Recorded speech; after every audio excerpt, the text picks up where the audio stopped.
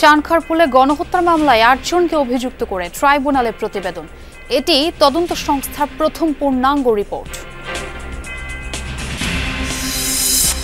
Prime Asia বিশ্ববিদ্যালয়ের শিক্ষার্থী পারভেজ হত্যার ঘটনায় ৩ জন আটক। দুপুরে ক্যাম্পাসে বিক্ষোভ সমাবেশের ডাক। ৮ দফা দাবিতে কৃষি সম্প্রসারণ অধিদপ্তর অবরোধ, ডিপ্লোমা শিক্ষার্থীদের গেইটে তালা দেয়, ভেতরে ঢুকতে পারেননি কর্মকর্তারা।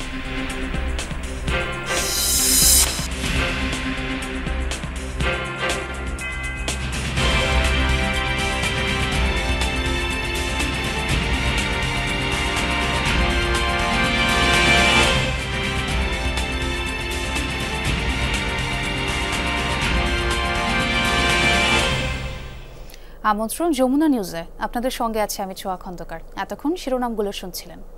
প্রাইম এশিয়া বিশ্ববিদ্যালয়ের শিক্ষার্থী পারভেজ হত্যার ঘটনায় ৩ জনকে আটক করেছে পুলিশ। সোমবার ভোরে তাদের আটক করা হয়। বনানী থানার ভারপ্রাপ্ত কর্মকর্তা রাসেল সারোয়ার গণমাধ্যমকে বিষয়টি নিশ্চিত করেন। তবে আটককৃতদের নাম পরিচয় এখন পর্যন্ত জানা যায়নি। এদিকে ঘটনা তদন্তে ৫ সদস্যের কমিটি গঠন করেছে বিশ্ববিদ্যালয় কর্তৃপক্ষ। একই সাথে প্রাথমিক অনুসন্ধানের ভিত্তিতে ৩ শিক্ষার্থীকে সাময়িক বহিষ্কারের সিদ্ধান্ত নেওয়া হয়েছে। বিশ্ববিদ্যালয়ে ৩ দিনের সাধারণ ছুটিও ঘোষণা করেছে কর্তৃপক্ষ। গত শনিবার বিকেলে ইউনিভার্সিটি অব স্কলার্সের ২ ছাত্রীকে নিয়ে হাসাহাসির ঘটনাকে কেন্দ্র করে প্রাইম এশিয়ার ইংরেজি বিভাগের শিক্ষার্থীদের সাথে পারভেজের বাগবিতণ্ডা হয়। সেখানে ৩০ থেকে ৪০ জন ঘিরে ধরে ধারালো অস্ত্র দিয়ে আঘাত করলে নিহত হন পারভেজ। এ ঘটনায় নিহতের মামাতো ভাই হুমায়ুন কবির বাদী হয়ে বনানী থানায় হত্যা মামলা করেন। এতে প্রাইম এশিয়া বিশ্ববিদ্যালয়ের শিক্ষার্থী ও বহিরাগত সহ ৮ জনের নাম উল্লেখ করা হয়েছে।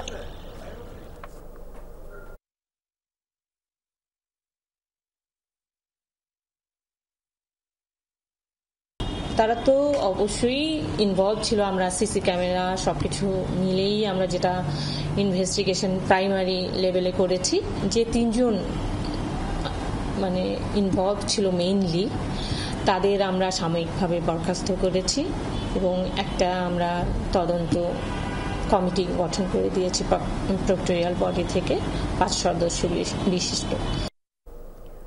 বনানী থানায় আছেন সহকর্মী আলামিন হক অহন। আটক যে ৩ জনকে করা হয়েছে তাদের পরিচয় কি জানা গেল? এবং ৮ জনকে আসামি করে তো মামলা দায়ের হচ্ছে, আটককৃতদের মধ্যে তাদের কেউ কি আছে? জি, সেই ৮ জনের ৩ জনকেই গ্রেফতার করা হয়েছে। গেল রাত ১২টা ১৫ ওয়্যারলেস গেটের আশেপাশে থেকেই তাদেরকে গ্রেফতার করা হয় এবং ধারালো অস্ত্র দিয়ে পারভেজকে যারা আঘাত করেছিলেন সেই ব্যক্তিদেরকেই শনাক্ত করা হয়েছে।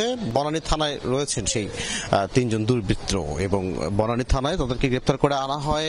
আমরা জানি কিছুক্ষণের মধ্যে হয়তো তাদেরকে আদালতে নেয়ার জন্য বনানী থানা থেকে বের করা হবে। গণমাধ্যম কর্মীরা ভিড় করছেন, যদিও এখন পর্যন্ত আইন শৃঙ্খলা বাহিনীর পক্ষ থেকে গণমাধ্যমে এই বিষয়ে স্পষ্ট করে কিছু জানানো হয়নি। প্রাইম এশিয়া ইউনিভার্সিটির পক্ষ থেকে বলা হয়েছে তারা ৩ দিনের ছুটি ঘোষণা করেছিলেন, সাধারণ ছুটি, সেটি আজ দ্বিতীয় দিন এবং একই সঙ্গে ৫ সদস্য বিশিষ্ট একটি কমিটি গঠন করা হয়েছে খতিয়ে দেখার জন্য কি কারণে ঘটল এই ঘটনা। ৩ জন শিক্ষার্থী জড়িত থাকার অভিযোগে ইতিমধ্যে সাময়িক বহিষ্কার করা হয়েছে। ৫ সদস্যের কমিটি এই বিষয়ে মতামত দিলে তাদেরকে স্থায়ীভাবে বহিষ্কার করার কথাও বলছিলেন বিশ্ববিদ্যালয় কর্তৃপক্ষ। এবং যে ২ জন নারী শিক্ষার্থীর সম্পৃক্ততার কথা সামাজিক যোগাযোগ মাধ্যম ফেসবুক সহ নানান মাধ্যমে ঘুরে ফিরে আসছিল, সেই ২ জন নারী শিক্ষার্থী স্কলার্স ইউনিভার্সিটির বলে আমরা জেনেছি। সেই বিশ্ববিদ্যালয় কর্তৃপক্ষকে প্রাইম এশিয়া ইউনিভার্সিটির পক্ষ থেকে চিঠি দিয়ে জানিয়ে দেওয়া হয়েছে যে সম্পৃক্ততা পাওয়া গেলে সেই বিশ্ববিদ্যালয়টি কি ব্যবস্থা নিচ্ছে সেটিও জানানোর কথা বলা হয়েছে। সব মিলিয়ে আজ এখানে কর্মসূচি, দোয়া মাহফিলের কর্মসূচি যেমন বিশ্ববিদ্যালয়টিতে রয়েছে, একই সঙ্গে ছাত্র দলের যে কর্মসূচি সেটিও আমরা জানি দুপুর ১টা-১:৩০ দিকে হয়তো সেই কর্মসূচিটি কামাল আতাতুর্ক এভিনিউর যে সামনে সড়কটি অর্থাৎ বিশ্ববিদ্যালয়ের সামনে সেখানে অনুষ্ঠিত হওয়ার কথা রয়েছে। এবং বিক্ষোভের কথা যেমনটি বলছিলেন, ক্ষোভের কথাও সাধারণ শিক্ষার্থীরা বলছিলেন। একটি তুচ্ছ ঘটনার জেরে একটি জলজ্যান্ত তাজা প্রাণ এভাবে চলে যাওয়া সেটি নিশ্চয়ই দুঃখজনক। ছোঁয়া, অবশ্যই। ধন্যবাদ আপনাকে খবরাখবর জানানোর জন্য। উচ্চশিক্ষার সুযোগ সহ ৮ দফা দাবিতে খামারবাড়ি কৃষি সম্প্রসারণ অধিদপ্তর অবরোধ করেছে কৃষি ডিপ্লোমার শিক্ষার্থীরা। সকাল থেকেই অধিদপ্তরের প্রবেশের সবগুলো গেট বন্ধ করে রেখেছে তারা। শিক্ষার্থীরা এই কর্মসূচির নাম দিয়েছে এগ্রি ব্লকেট। আন্দোলনকারী শিক্ষার্থীদের অন্যতম দাবি ডিপ্লোমা কৃষিবিদদের পাবলিক কৃষি বিশ্ববিদ্যালয়ে উচ্চশিক্ষা গ্রহণের সুযোগ দিতে হবে। সেই সাথে উপসহকারী কৃষি কর্মকর্তাকে দ্বিতীয় শ্রেণীর কর্মচারী হিসেবে গেজেট করে প্রজ্ঞাপন জারি এবং প্রতি বছর নিয়োগের ধারাবাহিকতা বজায় রাখার দাবিও জানিয়েছেন শিক্ষার্থীরা। কৃষি ডিপ্লোমা শিক্ষার মান উন্নয়নের জন্য শিক্ষক সংকট দূর করার আহ্বানও তাদের। দাবি আদায় না হওয়া পর্যন্ত আন্দোলন চালিয়ে যাওয়ার ঘোষণা দিয়েছেন শিক্ষার্থীরা। সকালে বলছে যে তোমাদের সাথে আলোচনা করব, আলোচনার মাধ্যমে আমরা করব, কিন্তু এই যে আলোচনা আমরা লাস্ট 13 তারিখে 24 ঘন্টার আলটিমেটাম দেওয়া হয়েছে। আলটিমেটাম 24 ঘন্টা দেওয়ার পরে আরো 72 ঘন্টা দেওয়া হয়েছে। এর মধ্যেও কি করলো, আমাদেরকে একটা রেজুলেশন দিছে, বলছে আমাদের দাবি মানা হবে। সেই দাবিটা কবে মানা হবে? আমরা আমাদের সকল কিছু বর্জন করলাম, যতদিন না আমাদের দাবি আদায় না হয় আমরা রাজপথে থামবো। আমরা যেহেতু লড়তে শিখেছি, আমাদেরকে কেউ দাবায় রাখতে পারবে না। সহকর্মী তাজনুর জানাবেন অবরোধের খবরাখবর যুক্ত হচ্ছে তার সঙ্গে। তাজনুর, ডিপ্লোমা শিক্ষার্থীদের দাবির ব্যাপারে কর্তৃপক্ষের তরফ থেকে কি কেউ তাদের সাথে কথা বলেছেন? আমরা কর্তৃপক্ষের সঙ্গে কথা বলার ব্যাপারে কয়েকজনকে আসলে সন্ধান করেছি, অর্থাৎ কৃষি সম্প্রসারণ অধিদপ্তরে যে সমস্ত কর্মকর্তারা যে অফিসগুলোতে আসলে বসেন সেখানে খানিকটা খোঁজ নেওয়ার চেষ্টা করেছি, কিন্তু আজকে ব্যাপারটা যেটা হয়েছে কেউ আসলে প্রবেশই করতে পারেননি। তার ফলে পুরো যে প্রাঙ্গণ রয়েছে কৃষি সম্প্রসারণ দপ্তরে, যে সমস্ত দপ্তর রয়েছে, যেই সমস্ত ভবন রয়েছে সবগুলোই আসলে খালি, কোনো রকমের কর্মকাণ্ড সেখানে চলছে না, কাউকে সেই অর্থে খুঁজে পাওয়া যায়নি। তবে আমরা এখনও চেষ্টা করছি যে কর্তৃপক্ষের সঙ্গে কোনোভাবে সংযুক্ত হওয়া যায় কিনা, যেহেতু তাদের তরফ থেকেও আসলে বক্তব্য জানাটা বেশ জরুরি, পরবর্তী সময়ে তারা কি ব্যবস্থা নিতে যাচ্ছে।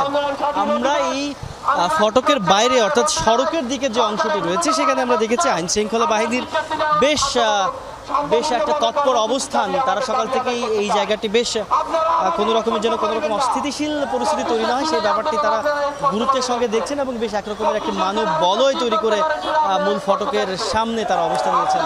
শিক্ষার্থী যারা তারা সবাই ভেতরে প্রবেশ করেছেন এবং ভেতরের যে প্রাঙ্গণটি রয়েছে অর্থাৎ গাড়ির যে পার্কিং এরিয়া সেখানে তারা অবস্থান নিয়ে মূলত তাদের দাবির পক্ষে যেই সমস্ত স্লোগান রয়েছে সেগুলো তারা দিচ্ছেন। এখন বিভিন্ন কৃষি প্রশিক্ষণ ইনস্টিটিউট থেকে আসা শিক্ষার্থীরা এই মুহূর্তে মূলত বক্তব্য রাখছেন তাদের দাবির পক্ষে। 8 দফা দাবি যেটি তারা বলছেন সেই দাবির পক্ষে তারা আনুষ্ঠানিকভাবে এই মুহূর্তে তারা বক্তব্য রাখছেন। তার ফলে এই যে কর্মসূচি আজকে একরকমের চূড়ান্ত রকমের কর্মসূচি, সেই কর্মসূচি কতক্ষণে তারা শেষ করবেন কিংবা সমাধান কোথায় গিয়ে পৌঁছবে সেই ব্যাপারটি আসলে এখনই ঠিক নির্দিষ্ট করে বলা যাচ্ছে না।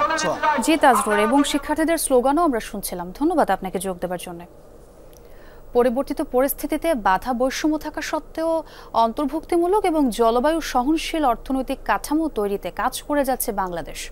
এশিয়া ও প্রশান্ত মহাসাগরীয় অঞ্চলের জন্য জাতিসংঘের অর্থনৈতিক ও সামাজিক কমিশনের 81তম অধিবেশনের উদ্বোধনী অনুষ্ঠানে ভিডিও বার্তায় কথা বলেন প্রধান উপদেষ্টা ডক্টর মোহাম্মদ ইউনূস। জানান, প্রাকৃতিক দুর্যোগ বাংলাদেশের সবচেয়ে বড় চ্যালেঞ্জ। দুর্যোগ মোকাবেলায় বৈশ্বিক সংস্থাগুলোকে সহযোগিতার আহ্বান জানান doctor Yunus. Sustainable urban development, the topic of this conference, is now central to our progress.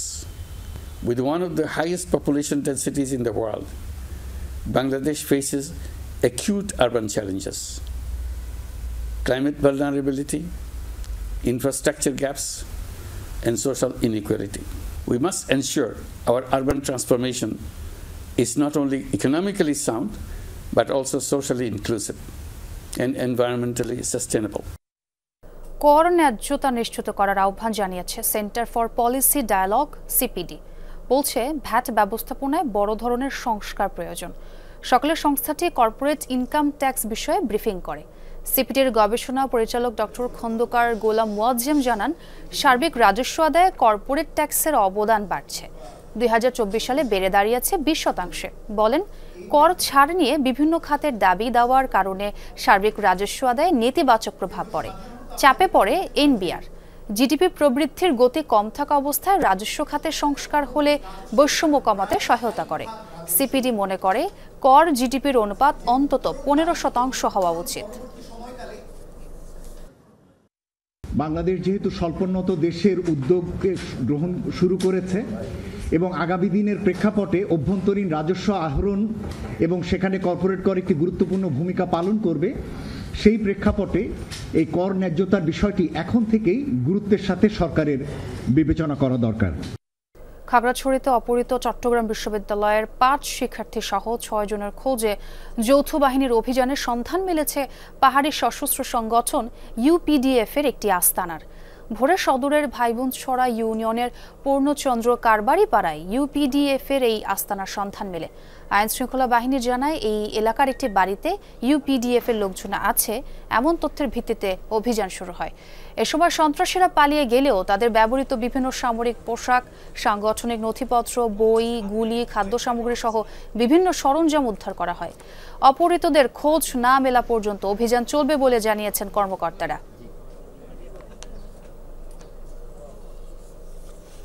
Sherpur সদরের সড়কের পাশের একটি ধান ক্ষেত থেকে এক ব্যক্তির মরদেহ উদ্ধার করেছে পুলিশ। সকালে মির্জাপুর কান্দিপাড়া বিএম কলেজের পাশের একটি জমি থেকে আব্দুল লতিফ নামের এক অটোরিকশা চালকের মরদেহ দেখতে পায় স্থানীয়রা। পরে পুলিশও খবর দিলে মৃতদেহ উদ্ধার করা হয়। খবর পেয়ে ঘটনাস্থল পরিদর্শন করেছেন পুলিশ সুপারও। প্রাথমিক ধারণা শ্বাসরোধে লতিফকে হত্যার পর অটোরিকশা নিয়ে পালিয়েছে দুর্বৃত্তরা। 5 আগস্ট চানখারপুলে গণহত্যায় ও 10ম শ্রেণীর শিক্ষার্থী আনাস হত্যায় 8 জনকে অভিযুক্ত করে ট্রাইব্যুনালে প্রতিবেদন দাখিল করেছে তদন্ত সংস্থা। জুলাই আগস্ট গণহত্যায় এটি প্রথম পূর্ণাঙ্গ প্রতিবেদন। আরও খবর জানবো সহকর্মী তানভীর মৌসুমের কাছ থেকে। তানভীর, যে 8 জনকে অভিযুক্ত করা হয়েছে তাদের পরিচয় কি জানতে পেরেছেন? ছোয়া, এখানে যে তদন্ত প্রতিবেদনটি দেওয়া হয়েছে সেখানে যে সকল যে আসামিগুলো বা যে অভিযুক্তদের কথা বলা হয়েছে সে বিষয়ে কিন্তু তদন্ত প্রতিবেদনে বলা হয়েছে, যেখানে এই তদন্ত প্রতিবেদনে 79টি জবানবন্দি গ্রহণ করা হয়, 19টি ভিডিও পর্যালোচনা করা হয় এবং এছাড়াও বিভিন্ন অন্যান্য সূত্র থেকে পর্যালোচনা করেই কিন্তু এই তদন্ত প্রতিবেদনটি দাখিল করা হয়, যেখানে আসামি রয়েছেন সাবেক ডিএমপি কমিশনার হাবিবুর রহমান সহ 8 জন এবং এখানে গ্রেফতারকৃত আসামিরা হলেন inspector Arshad, constable Mohammad Sujan, constable Imaj Hossain Imon এবং কনস্টেবল নাসিরুল ইসলাম। অর্থাৎ এখানেই হচ্ছে মোট 5 জন এবং এই ঘটনাটি হচ্ছে 1 থেকে 5 আগস্ট এই চানখারপুলে এবং এই চানখারপুলের এলাকায় যে আসামিরা রয়েছে তারা নিরস্ত্র এবং শান্তিপূর্ণ আন্দোলনকারীদের উপর প্রাণঘাতী অস্ত্র ব্যবহার করে এবং সেই প্রাণঘাতী অস্ত্র ব্যবহারের পরে কিন্তু শাহরিয়ার খান আনাস, শেখ মাহদি হাসান জুনায়েদ, মোহাম্মদ ইয়াকুব, মোহাম্মদ রাকিব হাওলাদার, মোহাম্মদ ইসমামুল হক এবং মানিক মিয়া শাহরিকদের গুলি করে হত্যার অভিযোগ করা হয় এবং এরপরে তদন্তকালে পলাতক আসামি হাবিবুর রহমান সহ অন্যান্য আসামিদের সরাসরি তত্ত্বাবধান, সরাসরি অংশগ্রহণ, অধীনস্থদের নির্দেশ প্রদান, সহযোগিতা, সুযোগ তৈরি, সহায়তা এবং এ ধরনের বিভিন্ন হত্যাকাণ্ড সংগঠন এবং এই ধরনের বেশ কিছু অভিযোগে তাদেরকে মানবতা বিরোধী অপরাধ সংগঠন করেছেন মর্মে প্রাথমিকভাবে প্রমাণিত হয়েছে বলে বলা হয়। এবং ধন্যবাদ তানভীর যোগ দেওয়ার জন্য। জাতীয় ঐক্যমত্য কমিশনের সঙ্গে বৈঠক করেছে বাংলাদেশ খেলাফত মজলিসের প্রতিনিধি দল, যেখানে 166টি প্রস্তাবের মধ্যে 147টি প্রস্তাবে একমত হয়েছে দলটি। দ্বিমত পোষণ করেছে 15টি প্রস্তাবে আর আংশিক একমত 4টিতে। সকাল 10টায় দলটির সিনিয়র নায়েবে আমির মাওলানা ইউসুফ আশরাফের নেতৃত্বে 3 সদস্যের প্রতিনিধি দল জাতীয় সংসদ ভবনের এলডি ভবনে আসেন। এ সময় জাতীয় ঐক্যমত্য কমিশনের সহ সভাপতি অধ্যাপক আলী রিয়াদ সহ বিভিন্ন সংস্কার কমিশনের প্রধানরা উপস্থিত ছিলেন। সভা শেষে দলটি সিনিয়র নায়েবে আমির মাওলানা ইউসুফ আশরাফ জানান, সংবিধানের মূলনীতি থেকে বহুত্ববাদ শব্দ বাদ দেওয়ার জোর প্রস্তাব করা হয়েছে। এর বদলে বহু মত ব্যবহারের পরামর্শ দিয়েছে খেলাফত মজলিস। প্রাদেশিক সরকারের বিষয়েও দ্বিমত প্রকাশ করেন তারা। এছাড়া স্থানীয় সরকারকে শক্তিশালী করার প্রস্তাব দিয়েছে খেলাফত মজলিস।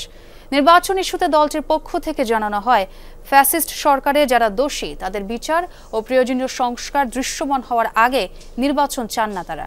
আর নাগরিক কমিটিতে ছাত্রদের রাখা নিয়ে দ্বিমত পোষণ করা হয়েছিল বলেও জানানো হয়। এতে করে তাদের লেখাপড়ায় ব্যাঘাত ঘটবে বলে মনে করে খেলাফত মজলিস। আর এ ছিল যমুনা নিউজে এতক্ষণ সাথে থাকার জন্য ধন্যবাদ সবাইকে।